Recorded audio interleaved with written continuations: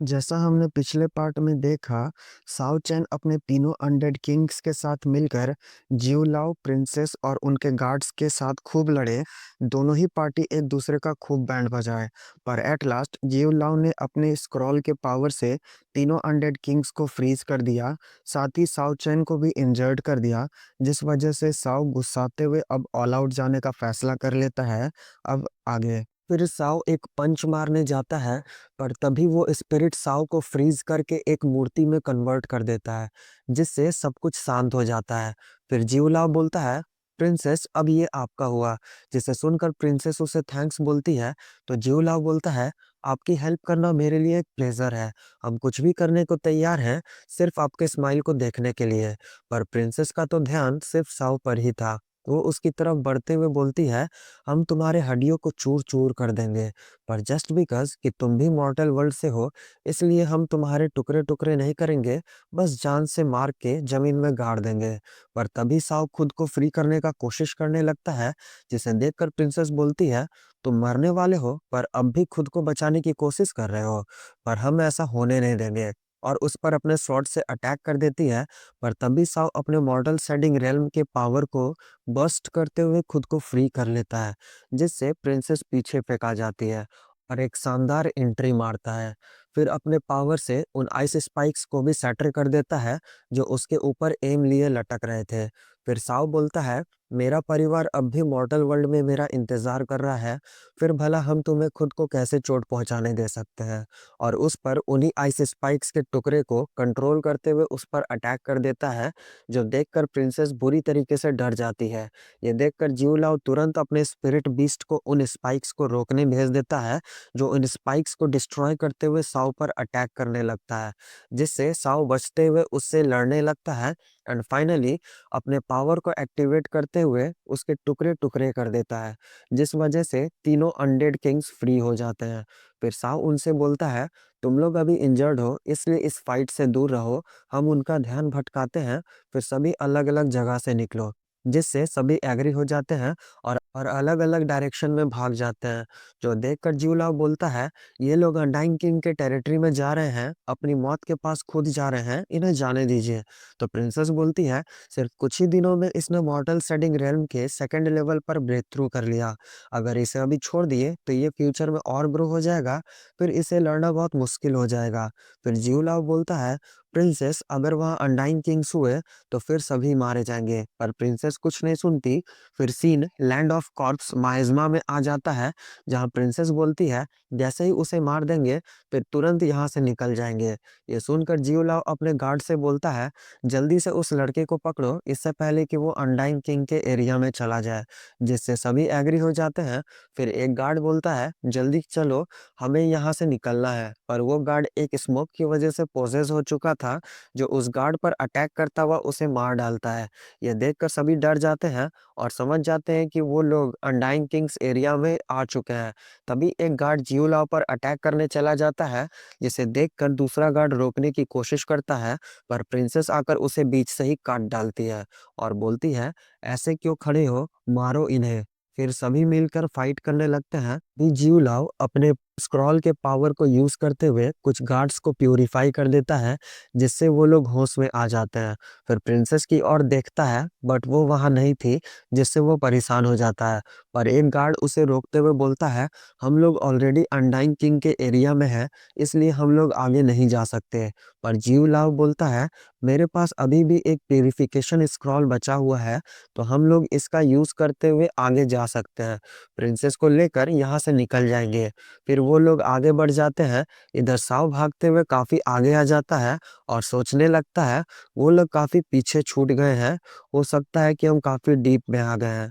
फिर उसे एक गुफा दिखता है, जिसमें वो चला जाता है, जहां उसे कोई लटका हुआ दिखता है, जो उसे किंग यामा लगता है, जो कि नहीं था। पर अचानक ही कुछ लत साव को अपनी ओर खींच लेते हैं। इधर प्रिंसेस भी साव को ढूंढते ढूंढते काफी आगे आ चुकी होती है, जिसका हालत बहुत बुरा था। तभी एक स्मोक उसके पास आने लगता है, जिसे देखकर बोलती है, हम मरना ज्यादा पसंद करेंगे एक घोस्ट बनने से। फिर वहां से भागने लगती है।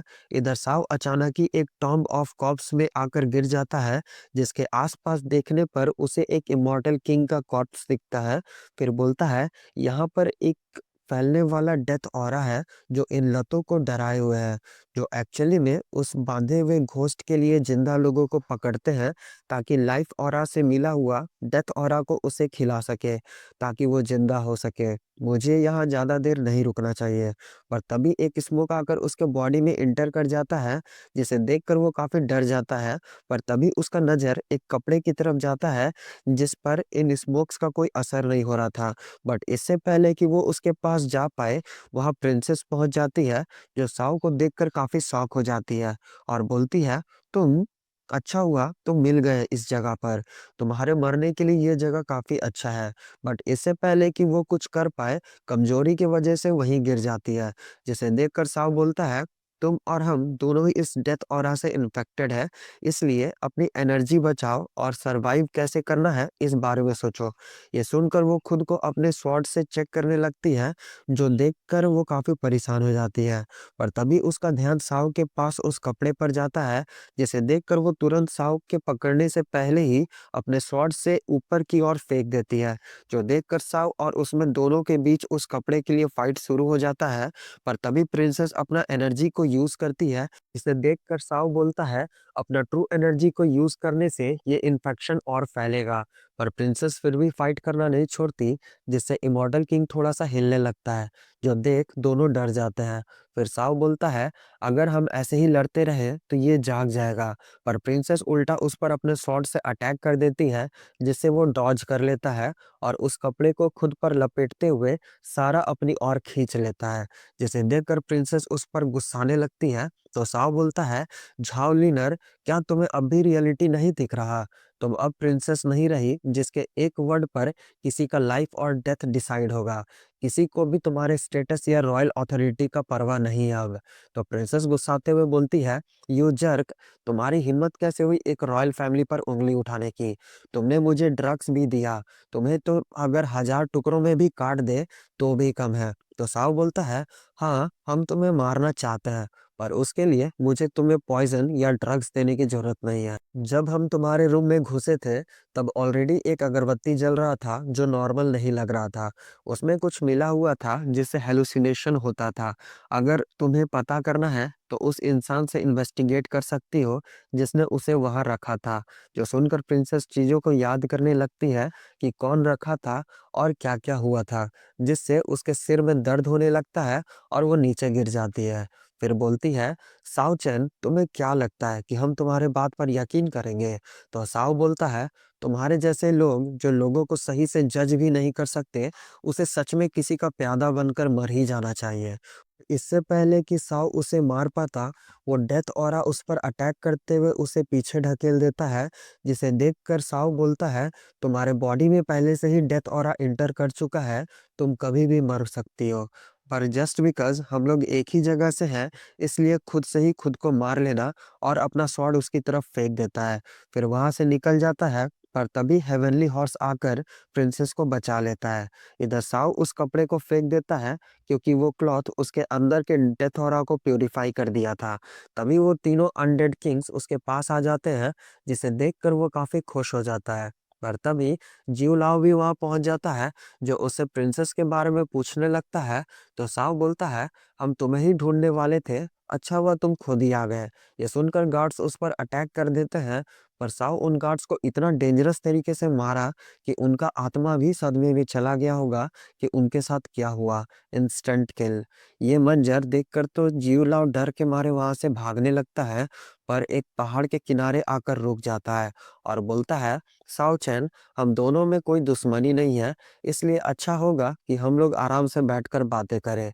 तो साओ बोलता है, तुम्हें अब ये सब याद आ रहा है, और काफी लेट हो चुका है। तो जियोलाओ बोलता है, अगर मेरे स्क्रॉल का पावर खत्म ना हो गया होता, तो हम देखते कि तुम इतना एरोगेंट कैसे बनते हो। फिर वहां से नीचे जंप कर जाता है, फिर अपने स्क्रॉल को निकाल कर उसे एक पैरासूट की तरह यूज करने लगता है और बोलता है, साओचैन, तुम इसे याद रखना जो तुमने आज कहा है। जब हम वापस अपने लोगों के पास पहुंच जाएंगे, तब हम देखेंगे कि तुम कैसे इतना एरोगेंट बनते हो। तो साओ बोलता है, तुम्हें क्या लगता है कि तुम यहाँ से आराम से चले जाओगे? और तुरंत जंप करते हुए उसके पीछे जाने लगता है और बोलता है, हम तुम्हें कहीं भागने नहीं देंगे। और उस पर अटैक कर देता है, जिसे जीवलाव डॉज कर लेता है और बोलता है, तुम्हें क्या लगता है इन तुच्छे से टेक्निक से तुम मुझे मार सकते हो? पर तभी साव का एक ब्लेड आकर उसके हाथ को काट डालता है, जिससे वो नीचे गिरने लगता है। फिर साओ बोलता है, मैंने तुमसे कहा था ना कि किंग यामा का जो हालत तुमने किया था, उसके लिए तुम्हें पे करना पड़ेगा। इधर जिउलाओ भी कम नहीं था, ऐसे हालत में भी एरोगेंट बनते हुए बोलता है, साओ चैन, इस ह्यूमिलिएशन को याद रखना, इसका 100 गुना तुम्हें पे करना पड़ेगा। पर साओ को घंटा नहीं फर्क पड़ता और बोलता है, इट्स ऑल ओवर। इसी के साथ एपिसोड खत्म। कैसा लगा एपिसोड गाइस? कमेंट में बताइएगा। मिलता है कल एक शानदार अपडेट के साथ। Bye bye.